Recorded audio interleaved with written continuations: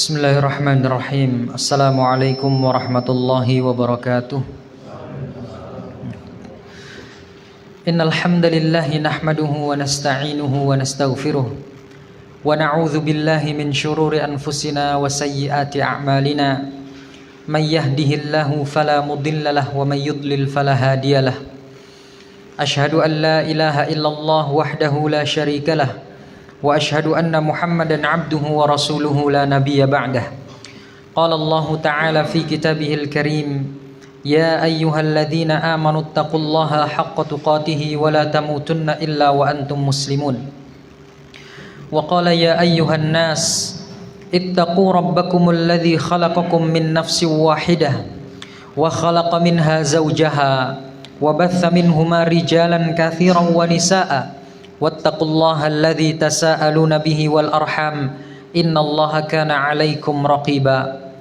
Wa qala ya ayyuhalladzina amanu taqullaha wa qulu qawlan sadida yuslih lakum a'malakum wa yaghfir lakum dhunubakum wa may yuti'illaha wa rasulahu faqad faza fawzan 'azima.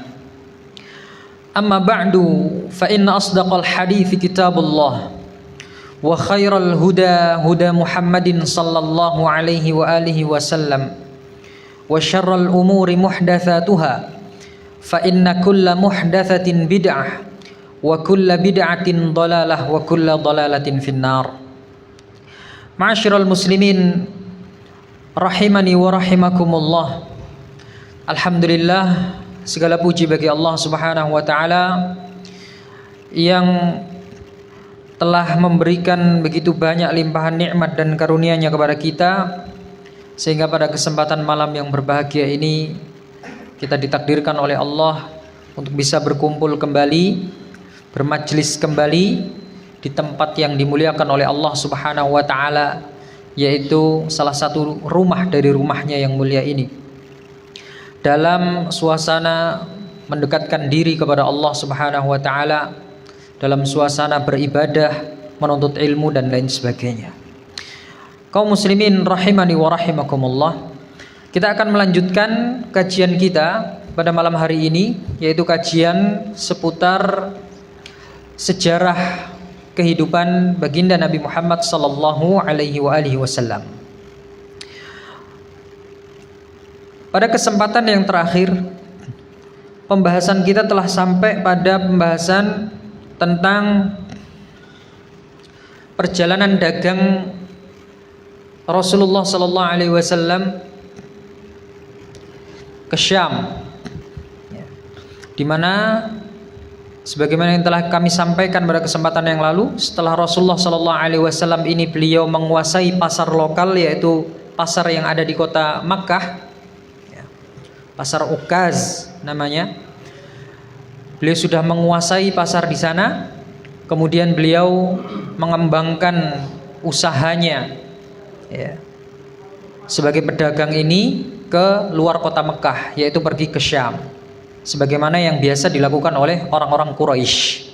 Jadi orang-orang Quraisy di masa lalu, mereka itu memang hobinya berdagang, dan mereka kalau berdagang itu tujuannya ke Syam, karena Syam adalah ibu kota, sehingga banyak orang yang datang ke sana, sehingga perputaran ekonomi di sana sangat pesat dan sangat cepat. Pun demikian Rasulullah sallallahu alaihi wasallam.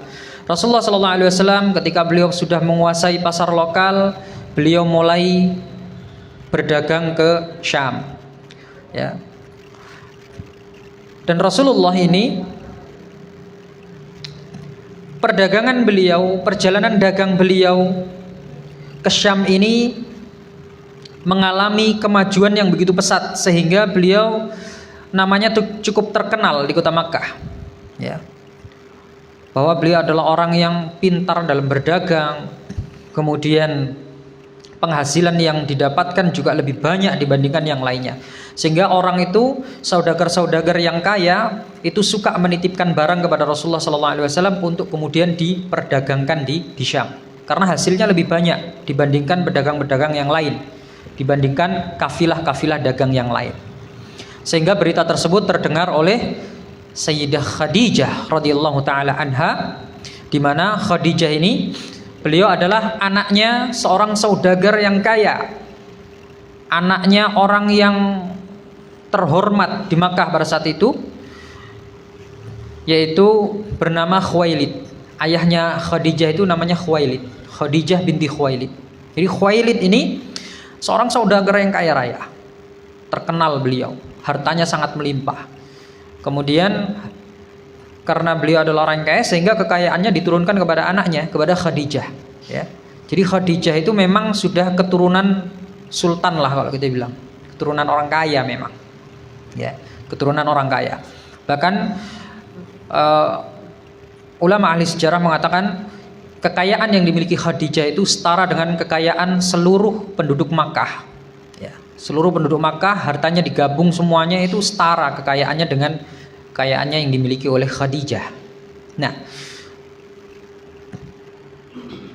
oleh karena itulah kemudian, karena Khadijah mendengar tentang kepiawaian Rasulullah Sallallahu Alaihi Wasallam, Nabi Muhammad Sallallahu Alaihi Wasallam dalam memperdagangkan sesuatu, sehingga hal itu mendorong keinginan Khadijah untuk menitipkan barang-barang dagangannya kepada Nabi Muhammad untuk diperjualbelikan di Syam. Ya. Singkat cerita, dititipkan barang-barangnya dengan barang-barang yang begitu banyak sekali, kemudian dibawalah oleh Rasulullah ke Syam, sebagaimana yang telah kita sampaikan di kesempatan yang lalu. Dan Rasulullah SAW, Khadijah radhiyallahu taala anha, beliau tidak menyangka bahwa ternyata memang hasil yang didapatkan dari perdagangan yang dilakukan oleh Rasulullah itu jauh melampaui, keuntungannya itu jauh melampaui kafilah-kafilah dagang yang lainnya, yang sebelum-sebelumnya. Jadi sebelum kepada Rasulullah SAW, Khadijah ini sering menitipkan barang dagangannya kepada kafilah-kafilah dagang yang lain sebelum mengenal Nabi Muhammad, ya. Namun ketika telah mengenal Nabi Muhammad SAW, beliau menitipkan barang dagangnya kepada Nabi Muhammad, dan di situ beliau merasakan bahwa keuntungan yang didapatkan dari perdagangannya Nabi Muhammad itu jauh melampaui pedagang-pedagang yang sebelumnya, kafilah-kafilah dagang yang selama ini beliau titipi sebelum Nabi Muhammad, ya. Ditambah lagi kemudian beliau ini mengetahui tentang kepribadian Rasulullah, bagaimana akhlak Rasulullah, tata cara Rasulullah dalam berdagang, ya, dalam menjalin hubungan sosial dengan orang lain dan lain sebagainya, ya. Dan beliau mendapatkan informasi ini dari Maisarah, dari budaknya beliau, budaknya Khadijah. Karena ketika dagang kan kemarin kita jelaskan, beliau ini didampingi oleh Maisarah, oleh budaknya Khadijah. Nah, Maisarah ini selama perjalanan dagang itu memperhatikan bagaimana sikap Rasulullah. Ternyata beliau adalah orang yang adil, orang yang amanah, sikapnya baik, jujur, dan lain sebagainya, suka menolong orang yang lemah dan lain sebagainya, ya. Sehingga membuat Maisarah itu begitu kagum kepada sosok Nabi Muhammad yang pada saat itu berusia 25 tahun, ya, remaja. Dan kekaguman-kekaguman itu kemudian diceritakan kepada Khadijah, ya. Karena memang Khadijah bertanya, bagaimana perjalanan dagang bersama Muhammad. Akhirnya diceritakan semua bahwa Nabi Muhammad itu seperti ini, ya, Muhammad itu seperti ini. Ketika berdagang dia orangnya jujur, amanah, adil dan lain sebagainya. Akhlaknya sangat baik, perilakunya sangat baik sekali, orang yang mulia dan lain sebagainya, ya. Sehingga Khadijah mendengar cerita ini, mendengar kekaguman-kekaguman dari Maisarah yang disampaikan kepadanya ini, kemudian Khadijah itu merasa bahwa ada sesuatu yang selama ini hilang, itu ada di hadapannya, gitu. Ya. Khadijah merasa menemukan kembali sesuatu yang selama ini telah lama hilang, ya, pada diri Nabi Muhammad, sehingga tumbuh perasaan-perasaan yang membuat beliau ini menginginkan Nabi Muhammad bukan hanya sebagai partner dalam berbisnis saja, tapi lebih jauh daripada itu, yaitu Khadijah menginginkan bahwa Nabi Muhammad itu bisa menjadi teman hidupnya atau suaminya. Gitu. Nah, namun jemaah yang dirahmati Allah Subhanahu wa taala, Khadijah tentu tidak mau langsung menyampaikan atau mengutarakan isi hatinya kepada Nabi Muhammad secara langsung. Wahai Muhammad, aku suka sama kamu misalkan, ya. Lamar aku atau nikahi aku dan lain sebagainya. Tidak. Beliau tidak mau, ya. Beliau tidak mau mengutarakan perasaannya secara langsung kepada Nabi Muhammad, sehingga beliau mencari penyambung lidah yang bisa menyampaikan perasaan beliau ini kepada Nabi Muhammad. Beliau cari-cari siapa kira-kira ya yang bisa menjadi perantara untuk menyampaikan perasaan saya kepada Muhammad itu. Ya. Kalau bahasa kita apa sih itu istilahnya? Hah? Mak comblang, ya itu. Cari mak comblang, ya. Untuk menyampaikan perasaan beliau kepada Nabi Muhammad. Setelah beliau mencari-cari, kemudian beliau teringat. Khadijah ini teringat, beliau punya sahabat namanya Nafisah. Nafisah binti Habab kalau nggak salah. Ya. Tapi yang jelas namanya adalah Nafisah. Nah, kemudian dia Khadijah ini mendatangi Nafisah, menceritakan tentang Nabi Muhammad, menceritakan tentang bagaimana kemudian dia mengenal Nabi Muhammad, kemudian bagaimana dia menjalin hubungan partner bisnis dengan Nabi Muhammad SAW, kemudian menjelaskan bagaimana kemudian akhlak-akhlak Nabi Muhammad yang kemudian itu semua membuat dia begitu kagum kepada Nabi, sehingga kekaguman tersebut membuat Khadijah ini menginginkan Nabi Muhammad untuk menjadi sosok suami bagi dirinya. Nah, Nafisah yang mendengar keinginan Nabi Muhammad SAW bahwa beliau ingin menikahi Muhammad atau ingin dinikahi oleh Muhammad ini, beliau mempunyai perasaan yang dalam kepada Nabi Muhammad. Nafisah heran. Nafisah mengatakan, "Wahai Khadijah, kamu ini," ya, walaupun Khadijah ini kita tahu pada saat itu Khadijah itu berusia 40 tahun, janda 40 tahun. Tapi memang wajahnya itu terawat, kulitnya bersih, ya, dan lain sebagainya. Karena memang bisa terlihat, ya, orang tua yang mempunyai harta dan orang yang berusia tua tapi tidak mempunyai harta itu beda, ya. Auranya itu kelihatan. Kalau punya uang itu kan biasanya dia perawatan dan lain sebagainya. Jadi walaupun tua itu masih kelihatan fresh, kelihatan muda. Begitulah gambarannya Khadijah radhiyallahu taala anha. Ya. Beda kalau dengan orang yang tidak punya harta. Bisa jadi usianya lebih muda tapi kelihatannya lebih tua. Ya. Ya, seperti itulah. Ya. Jadi kalau orang kaya itu lebih bisa terawat. Ya, itu gambaran Khadijah radhiyallahu taala anha. Nah, Nafisah yang mendengar bahwa Khadijah ini menginginkan Nabi Muhammad untuk dijadikan suaminya, heran Nafisah ini.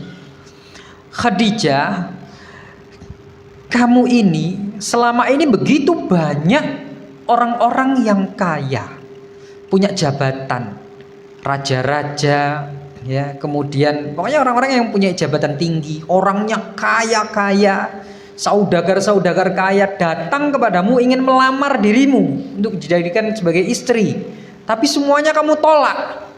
Lah kok sekarang kamu mau nikah sama Muhammad?" Gitu. Jadi Nafisah ini seakan-akan dalam tanda kutip itu menganggap rendah Nabi Muhammad, ya, dibandingkan orang-orang yang selama ini datang kepada Khadijah untuk melamar beliau. Muhammad ya jelas nggak ada apa-apanya dibandingkan orang-orang yang selama ini datang kepadamu untuk melamar dirimu. Tapi mereka semua kamu tolak, justru malah milih Muhammad. Ya. Seorang pedagang yang baru naik daun lah istilahnya. Ya. Tapi karena memang kalau kata orang cinta itu buta, ya. Kalau orang udah sayang, udah cinta itu nggak peduli, ya.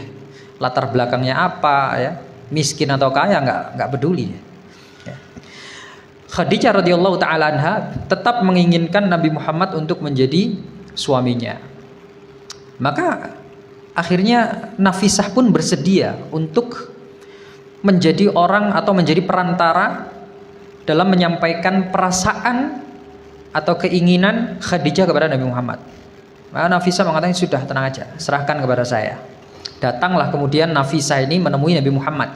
Pada saat itu Nabi Muhammad masih tinggal dengan pamannya Abu Thalib, tinggal bersama keluarganya Abu Thalib. Jadi masih belum punya rumah. Walaupun beliau ini dikategorikan sebagai pedagang yang cukup sukses sebetulnya Nabi Muhammad ini, cuman beliau memang belum punya rumah sendiri.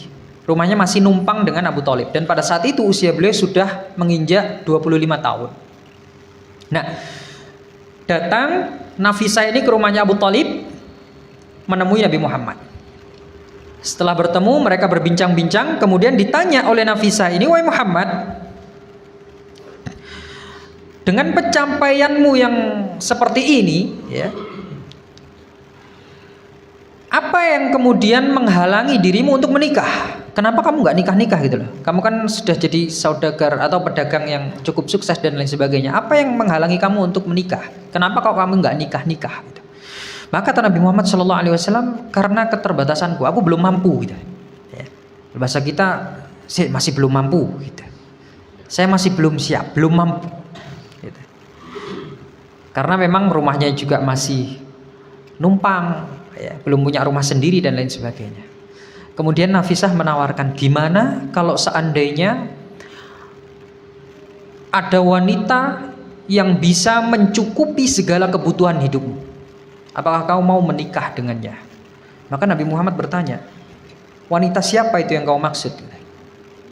Nafisah mengatakan, "Khadijah binti Khuwailid." Nabi Muhammad langsung merasa merendah. Beliau mengatakan, "Siapa saya dibandingkan Khadijah itu?" Khadijah adalah saudagar yang kaya raya, terhormat, orang terpandang, ya. Berkali-kali orang-orang kaya datang kepada dia untuk melamar, tapi ditolak semua. Lah kok saya kamu tawarin Khadijah? Ya gak kira mau lah gitu. Ya. Nafisah itu Nabi Muhammad itu menganggap, ya tahu diri lah, ya. Saya ini cuman pedagang biasa saja. Ya. Mana mungkin Khadijah mau dengan saya? Maka Nafisah mengatakan kepada Nabi Muhammad bahwa untuk tidak khawatir, sudah nggak usah khawatir, itu urusan saya. Ya. Yang penting kamu mau dulu. Ya. Kamu mau nggak? Kalau kamu mau sudah, itu urusan saya, biar saya yang atur. Akhirnya setelah itu Nafisah pergi menemui Khadijah. Dia mengatakan kepada sahabatnya ini, "Wahai Khadijah, sudah selesai urusannya, beres." Khadijah mengatakan, "Apa yang selesai? Apa yang beres?" "Muhammad mau nikah sama kamu." Ya. Karena ini merupakan keinginan Khadijah, dan Khadijah melihat ada sinyal tanda lampu hijau, ya, dari Nabi Muhammad. Nabi Muhammad berarti Muhammad mau nikah sama saya. Akhirnya Khadijah mengatakan, "Ya sudah, kalau mau langsung disegerakan saja, gitu. Nggak usah ditunda, cepat disegerakan." Kemudian Nafisah kembali kepada Nabi Muhammad, "Wahai Muhammad, beres sudah urusannya. Khadijah mau nikah sama kamu. Silahkan, tinggal tentukan waktu kapan kamu mau melamar dia untuk menikahi Khadijah." Maka ditentukanlah waktu untuk pertemuan antara keluarganya Nabi Muhammad dan keluarganya Khadijah ini untuk pernikahan. Datanglah kemudian Nabi Muhammad SAW ini ditemani oleh pamannya, yaitu Abu Thalib dan Hamzah, untuk pergi ke keluarganya Khadijah, ke rumahnya Khadijah. Pada saat itu yang mendampingi Khadijah adalah ayahnya, yaitu Khuwailid. Sebagian ahli sejarah mengatakan didampingi juga oleh sepupunya yang bernama siapa? Sepupunya Khadijah, Waraqah bin Naufal, sepupunya Khadijah. Nah, setelah pertemuan tersebut, maka terjadilah acara pernikahan antara keduanya, yaitu antara Nabi Muhammad SAW dan juga Khadijah. Dan pada saat itu mahar yang diberikan oleh Nabi Muhammad adalah 20 ekor unta muda. Ya, 20 ekor unta. Jadi ini termasuk mahar yang cukup mahal, cukup banyak ya. Walaupun pada saat itu onta itu terbilang cukup banyak, cuman onta ini salah satu binatang yang memang hanya dimiliki oleh orang-orang tertentu ya. Tidak semua orang memilikinya ya. Orang yang punya unta itu berarti adalah orang yang dikategorikan sebagai orang yang mampu. Nah ini 20 ekor itu dijadikan sebagai mahar. Nah ini sekaligus menepis orang-orang yang mengatakan bahwa Nabi Muhammad itu menikahi Khadijah hanya karena hartanya ya. Numpang supaya jadi orang kaya saja, tidak ya. Nabi Muhammad SAW itu bukan orang yang gila harta dan lain sebagainya, tidak ya. Dan orang-orang yang menuduh Nabi Muhammad seperti itu, menuduh Nabi Muhammad menikah hanya untuk kekayaan aja, itu kita nggak tahu mahar ketika dia nikah ya. Paling cuman seperangkat alat sholat. Lah kok menuduh Nabi Muhammad yang maharnya 20 ekor onta, katanya hanya menikahi Khadijah karena harta saja ya. Tidak ya. Jadi Nabi Muhammad menikahi Khadijah itu bukan karena harta. Karena Nabi SAW terkenal beliau itu adalah orang yang suka bersedekah malah. Ya. Bahkan sebelum diangkat menjadi nabi pun beliau itu sangat royal sekali. Ya, suka membantu orang miskin. Ya, sebagaimana yang telah kami kisahkan pada kesempatan yang lalu, ketika beliau berdagang ya di Syam itu, hasil dari keuntungan dari perdagangannya itu nggak diambil semua sama Rasul. Ya. Ketika ada pengemis, ada orang yang membutuhkan, diberi sama beliau ya, untuk menolong orang-orang yang miskin dan lain sebagainya ya. Nah, inilah kemudian sikap-sikap ramah yang membuat Maisarah itu kagum, dan kekaguman ini diceritakan kepada Khadijah, sehingga Khadijah melihat Masya Allah bahwa Nabi Muhammad ini mempunyai sikap yang sangat luar biasa ya. Bahkan dalam perdagangan pun ya, penghasilannya itu nggak dimakan semuanya oleh beliau, tapi beliau masih memikirkan kondisi orang-orang lemah yang ada di sekitar beliau. Maka ini keliru kalau dikatakan bahwa Nabi Muhammad itu gila harta ya, menikahi Khadijah janda yang kaya hanya karena hartanya ya. Ini merupakan tuduhan yang keji. Jamaah yang dirahmati Allah Subhanahu wa taala. Jadi itu sekilas tentang pernikahan Nabi Muhammad SAW ya. Nah, masalah pernikahan ini tentu ini merupakan perkara yang sudah dikenal bahkan jauh sebelum agama Islam itu datang ya. Orang-orang jahiliyah di masa lalu, mereka ketika ingin menjalin hubungan yang serius berkeluarga, mereka juga menikah gitu. Cuman mungkin tata caranya yang berbeda, syariat-syariatnya berbeda. Ketika datang Nabi Muhammad SAW diangkat menjadi nabi, kemudian ada syariat menikah, nanti ada rukun-rukun yang harus dipenuhi, syarat-syarat yang dipenuhi, kewajiban-kewajiban dan lain sebagainya. Itu bisa jadi berbeda dengan cara pernikahan di masa jahiliyah. Namun intinya pernikahan ini merupakan perkara yang sudah dikenal sejak zaman dahulu. Dan motivasi orang dalam menikah itu berbeda-beda juga. Ada orang yang menikah motivasinya karena paras ya, karena kekaguman terhadap lawan jenisnya. Parasnya misalkan cantik ya, ada perempuan parasnya cantik sehingga mendorong dirinya untuk menikahinya ya.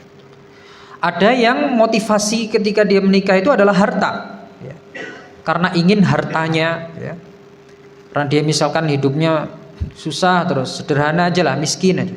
Kemudian lihat orang kok ini kaya banget, akhirnya dia merayu, digombali dan lain sebagainya supaya menjadi pasangannya untuk menguasai hartanya.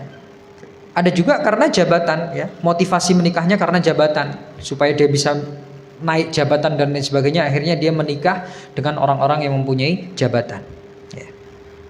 Dan ini sesuai dengan apa yang dikatakan oleh Nabi Shallallahu Alaihi Wasallam. Nabi mengatakan bahwa wanita itu dinikahi karena 4 hal: karena agamanya, karena wajahnya, karena hartanya, dan karena nasabnya. Ya. Kata Nabi kemudian, "Fadfar bidzatid din." Pilihlah wanita itu yang mempunyai agama. Ya. Nikahlah berdasarkan motivasinya itu berdasarkan agama, maka hidupmu akan bahagia, kata Nabi. Beres sudah, kamu gak akan terbebani kehidupanmu. Karena jamaah yang dirahmati Allah, ketika orang menikah motivasinya misalkan kecantikan atau paras, kegantengan atau kecantikan. Kalau perempuan ya kecantikannya, kalau laki-laki karena kegantengannya. Suatu saat Ketika wajahnya, parasnya itu sudah dianggap oleh pasangannya tidak lagi menarik, maka peluang untuk ditinggalkan itu besar. Ini dulu saya nikahi karena cantik, sekarang udah tua kok keriput wajahnya, nggak menarik lagi. Akhirnya tak tinggalin aja lah, cari yang mending lagi. Ini kalau menikah motivasinya adalah karena parasnya. Pun demikian, orang menikah motivasinya karena harta. Maka suatu ketika orang itu bangkrut, kemudian hartanya habis, maka ada peluang dia akan ditinggalkan. Cari lagi orang yang kaya. Berbeda orang yang menikah motivasinya agama. Maka dia nggak peduli mau parasnya biasa saja, hartanya, atau dia dari keluarga yang miskin, latar belakangnya apa. Yang penting dia menjaga sholat 5 waktunya, kewajiban-kewajibannya semuanya dilaksanakan, dijaga, ya, dan lain sebagainya. Maka dia tidak akan mempermasalahkan latar belakang duniawinya. Yang penting agamanya baik. Maka kata Nabi, fadfar bidzatid din. Kalau mau menikah itu semangatnya adalah agama, karena agama yang dijadikan motivasi untuk menikah itu adalah agama. Cari wanita atau pasangan-pasangan yang mengerti agama, sudah beres hidup kita. Ya. Orang-orang yang mengerti agama itu mereka tidak akan berlebihan menuntut dunia, ya, nggak akan berlebihan menuntut dunia. Mereka akan qanaah, merasa cukup dengan pemberian-pemberian yang telah diberikan kepadanya. Gitu. Dan inilah yang dilakukan oleh Rasulullah SAW. Rasulullah SAW itu, jamaah yang dirahmati Allah, ketika beliau menikah, ya, ketika beliau menikahi istri-istrinya itu jauh dari motivasi duniawi, ya. Jadi motivasinya bukan semata-mata karena duniawi gitu. Nabi SAW itu, ada orang yang menuduh Nabi itu menikah hanya karena memuaskan nafsunya. Makanya nikah sampai istrinya banyak, sedangkan umatnya nggak boleh lebih dari 4. Ini orang ini hanya untuk memuaskan nafsunya saja. Ada orang yang menuduh demikian. Maka tuduhan-tuduhan seperti ini adalah tuduhan yang salah. Kalau seandainya Nabi SAW menikahi perempuan istri-istrinya itu karena nafsunya, karena hanya sekedar memuaskan hawa nafsunya saja, beliau tidak akan menikahi Khadijah. Beliau menikah dengan Khadijah, usia beliau itu masih 25 tahun. Khadijah sudah 40 tahun. Beda berapa tahun, Pak? 15 tahun.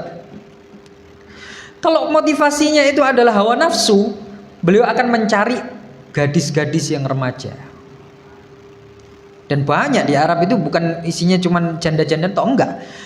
Gadis-gadis remaja yang cantik-cantik itu banyak. Dan mereka semua dengan spek yang dimiliki oleh Nabi Muhammad SAW seperti itu, ya, pasti tidak akan ada yang menolak beliau, tidak akan ada yang menolak Nabi Muhammad. Ya.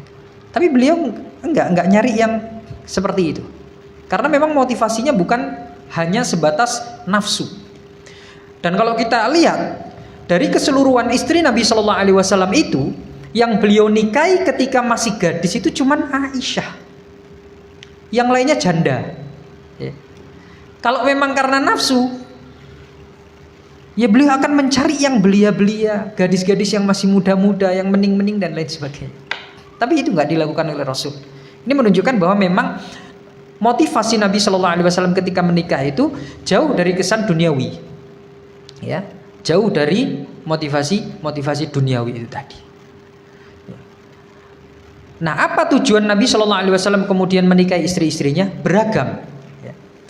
Masing-masing wanita yang beliau nikahi itu, Nabi itu mempunyai tujuan yang beragam, yang kesemuanya itu jauh dari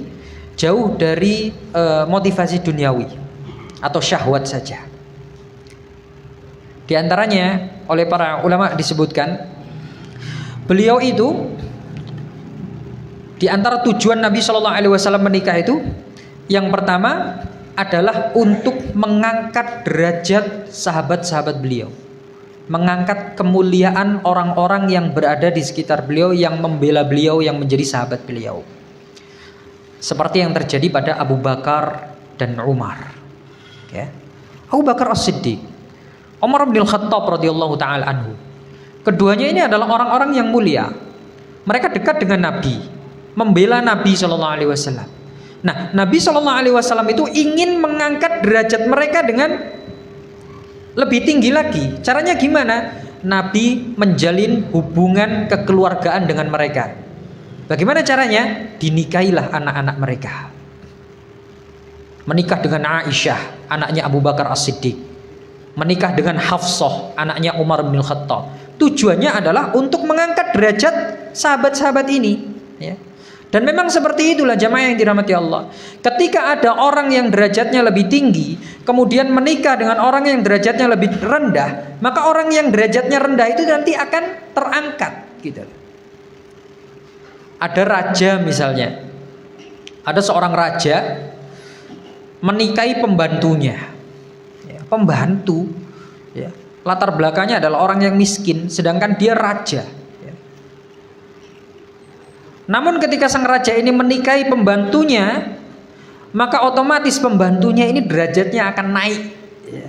Dan orang akan memuliakan dia. Yang tadinya mungkin dia dianggap remeh, alah cuman pembantu, ya, orang miskin dan lain sebagainya. Tapi karena dia menjadi istri raja kemudian, maka dia akan dihormati, derajatnya lebih tinggi, dimuliakan dan lain sebagainya.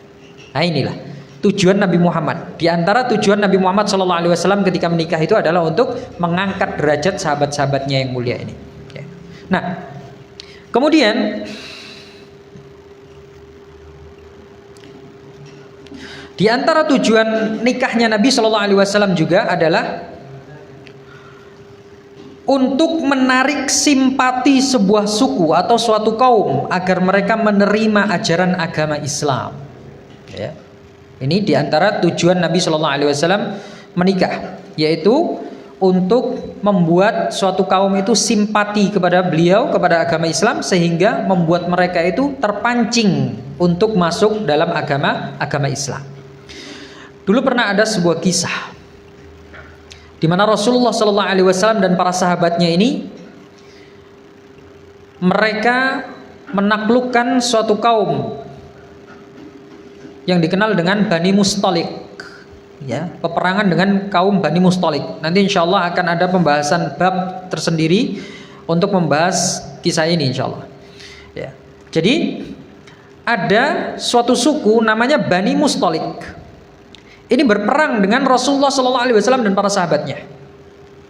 Pemimpin suku Bani Mustalik ini namanya adalah Harith, ya, namanya adalah Harith.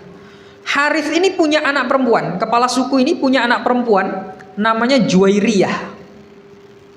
Anak kepala suku, cantik, ya, luar biasa.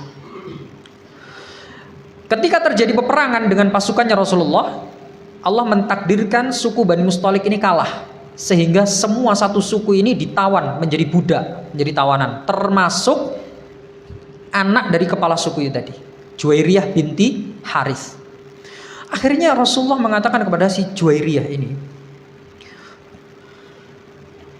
sebelumnya budak-budak yang telah ditawan dari Bani Mustalik itu oleh Nabi telah disebar, dibagi-bagikan kepada para sahabatnya, kepada kaum muslimin. Ini budak untuk kamu, ini budak untuk kamu, ya, disebar kepada para sahabatnya. Kemudian beliau berkata kepada si Juwairiyah ini, wahai Juwairiyah, ya, masuklah engkau ke dalam agama Islam, niscaya kamu akan saya bebaskan dari perbudakan.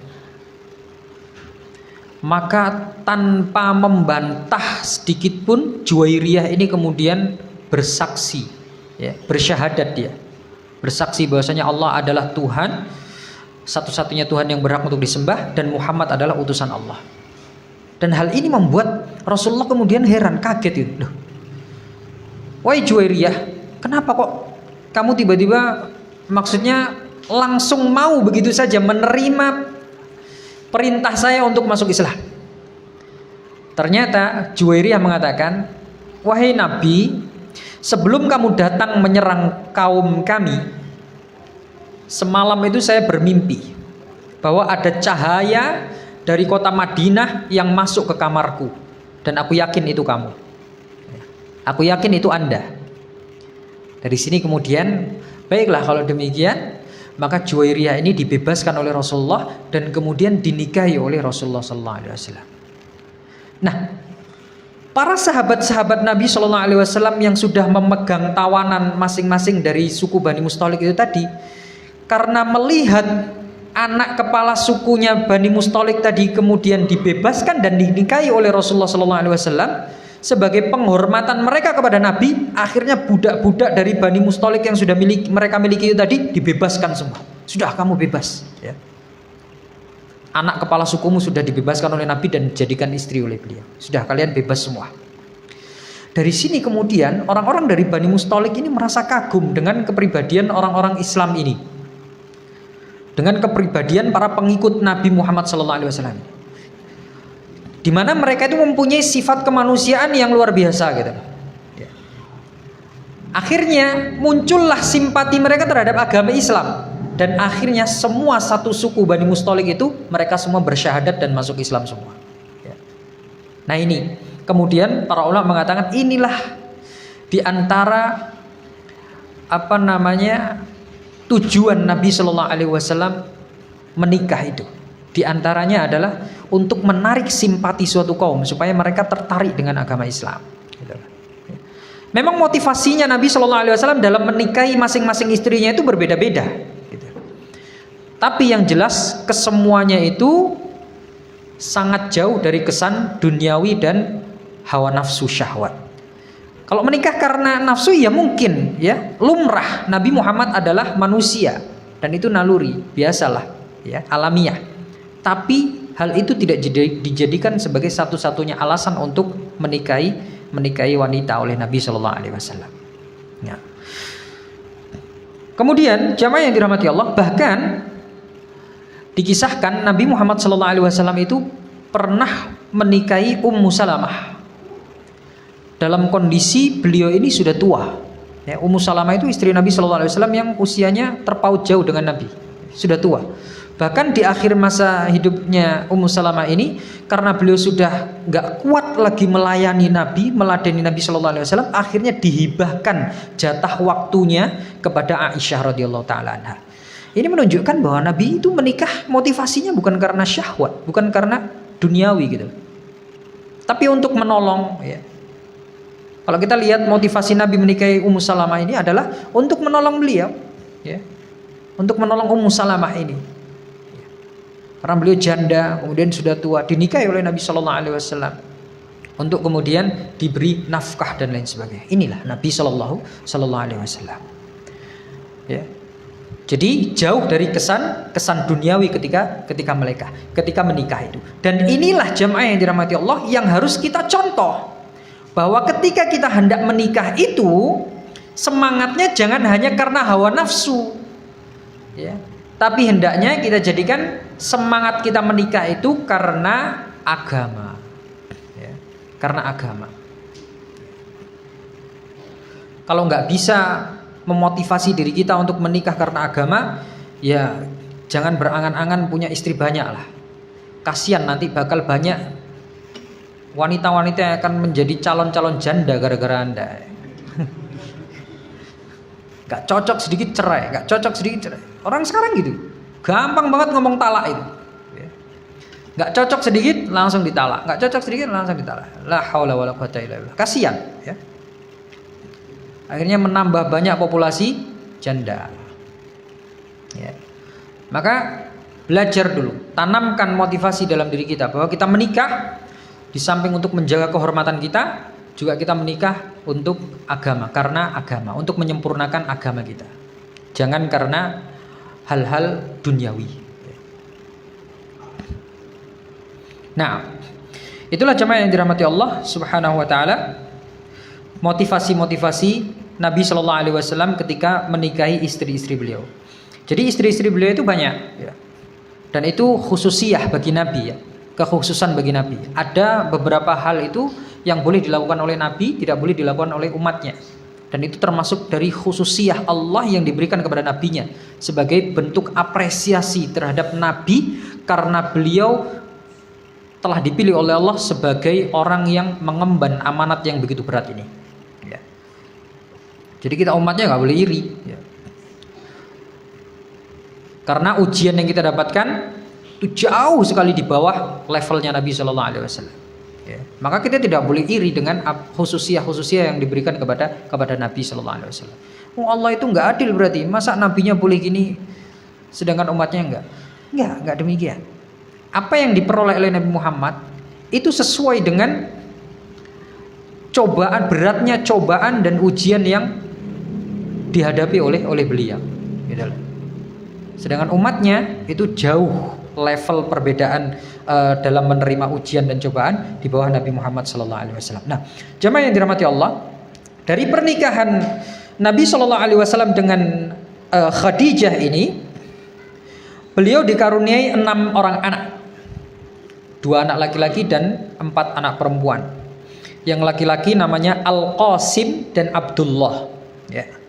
Kemudian yang perempuan namanya Zainab, Ruqayyah, Ummu Kulthum dan Fatimah. 6 anaknya. Anaknya yang laki-laki ini, Al-Qasim dan Abdullah, meninggal dunia saat mereka masih balita, masih kecil, itu sudah meninggal. Jadi Nabi Muhammad itu nggak punya anak laki-laki yang dewasa, masih kecil sudah meninggal, Abdullah dan Al-Qasim ini. Sedangkan 4 anak perempuannya, ya, 4 anak perempuannya ini mereka tumbuh besar, mereka bertemu dengan ajaran agama Islam, mereka semuanya masuk Islam, dan 3 di antara mereka meninggal dunia ketika Nabi Muhammad masih hidup. Ya. Ruqayyah, Zainab, Ruqayyah dan Ummu Kulthum itu mereka meninggal dunia pada saat Nabi Muhammad SAW masih hidup. Jadi Nabi Muhammad itu mengurus jenazah-jenazah mereka. Jadi Nabi Muhammad melihat, menyaksikan, ya, dan merasakan bagaimana kehilangan anggota keluarganya. Jadi Nabi Muhammad itu sudah ujiannya lengkap gitu. Dari kecil nggak pernah ketemu ayahnya, ya. Kemudian ditinggal mati oleh ibunya, beliau menyaksikannya sendiri. Kemudian ditinggal mati oleh orang kesayangannya yaitu Abu Thalib. Kemudian ditinggal mati oleh anak-anaknya, ya. Nanti kemudian ditinggal mati oleh istrinya yaitu Khadijah radhiyallahu taala anha, yang selama perjalanan hidup mereka berdua itu Khadijah selalu melindungi Rasulullah dari gangguan orang-orang kafir Quraisy, ya. Walaupun Khadijah itu perempuan, tapi orang kafir Quraisy itu nggak ada yang berani macam-macam gitu. Karena memang beliau itu mempunyai kedudukan yang tinggi, mempunyai derajat, Khadijah ini, ya. Nah, sedangkan Fatimah, anak Nabi Shallallahu Alaihi Wasallam, Fatimah ini meninggal 6 bulan setelah Rasulullah SAW wafat. Ya, setelah Nabi meninggal dunia, 6 bulan kemudian baru Fatimah radhiyallahu taala anha ini meninggal dunia. Nah, ini jamaah yang dirahmati Allah Subhanahu wa taala, sedikit kisah tentang bagaimana kemudian Nabi SAW menemukan cinta pertama beliau. Ya, menemukan istri pertama beliau yaitu Khadijah radhiyallahu taala anha, yang tadinya adalah sebelumnya beliau sebagai partner dalam berbisnis, kemudian menjadi suami istri, menjadi sepasang suami istri, dan dari pernikahan tersebut melahirkan ke-6 anak itu tadi, ya. Kemudian belum habis nanti. Berapa menit lagi? 2 menit ya sudah. Nggak cukup ya. Baik, waktunya tinggal 2 menit lagi. Insya Allah di kesempatan yang akan datang kita akan loncat jauh 10 tahun ke depan setelah peristiwa pernikahan Nabi Shallallahu Alaihi Wasallam ini, ya. Jadi kita masuk kepada, ini kan beliau menikah pada usia ke 25 tahun.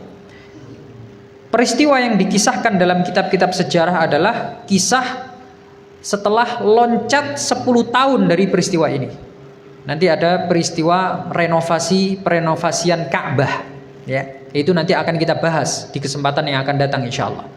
Nah, kalau kita lihat urutan-urutan kisahnya dalam kitab-kitab sejarah seperti itu. Setelah menjelaskan tentang pernikahan Nabi Muhammad SAW, kemudian nanti mereka menjelaskan tentang perenovasian Ka'bah pertama kali yang dilakukan oleh orang-orang Quraisy, dan itu jaraknya terlampau 10 tahun setelah masa pernikahan Nabi dengan Khadijah radhiyallahu taala anha ini. Insyaallah jamaah yang dirahmati Allah, akan kita bahas kisah ini, yaitu renovasi Ka'bah, ya, di kesempatan yang di kesempatan yang akan datang biidznillah ta'ala. Baik, kiranya demikian apa yang bisa saya sampaikan pada kesempatan yang berbahagia ini.